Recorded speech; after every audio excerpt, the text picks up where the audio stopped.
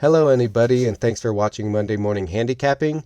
This is my Preakness Stakes selection. It is the second leg of the Triple Crown series, starting with the Kentucky Derby into the Preakness Stakes, which I'll talk about now, followed by the Belmont Stakes. The Kentucky Derby was won by the number 5 horse, Mystic Dan, as you can see right here. Kentucky Derby Grade 1, won by a nose.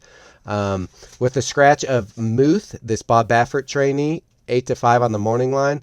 It looks like Mystic Dan should be the morning line favorite, especially with all the accolades that winning the Kentucky Derby brings.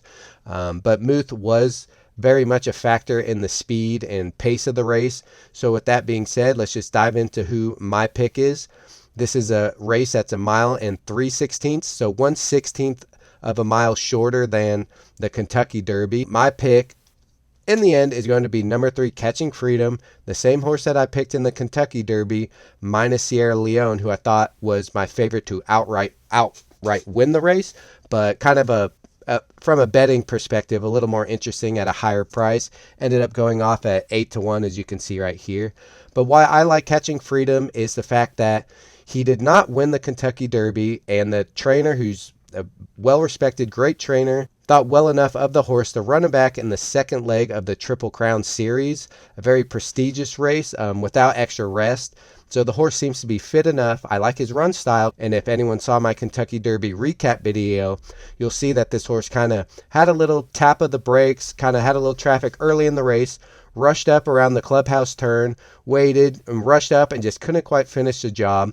Seemed to have a little traffic trouble, which is common in 20-horse fields. He's only facing about 10 today, so less traffic. He's going a 16th of a mile shorter, so less traffic, less distance to cover, and I feel like probably rounding the far turn, this horse can commence its move, have less traffic to deal with, not have his momentum interrupted, and he has the class to run by some really good horses, which we saw in the Louisiana Derby, where he literally came from last to first, then into the Kentucky Derby, had a really good run, just wasn't enough, and the winner, Mystic Dan, had a perfect trip the whole way around, just sat on the rail behind a couple of speed horses and got through on the rail.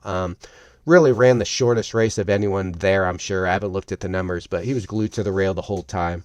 But Catching Freedom, I just think it should get a cleaner trip and should get a contested pace up front, so he should have some tiring horses in front of him to run by, and I don't see it being an issue. Even if the track gets a little rain on it, he's run very well in the wet track against Sierra Leone, who was only lost by a length and 3/4 to him, who I thought was the most likely to win the Derby. Came up just short, as everyone may or may not know. But anyways, Catching Freedom, 6-1 on the morning line. If he was 3-1 or under, I might hesitate on betting him, but I assume his odds will drift down a little bit, considering the favorite got scratched, Muth, who is 8-5. This race is on May 18th, 2024. Again, it is the 13th race at Pimlico Racetrack, a mile and 3/16. They got a full stretch run, couple of turns, and then they're going to finish right where the finish line always is. So thanks for watching. If anyone likes these videos, hit like or subscribe. It would mean a lot. And thanks for watching. See you next time.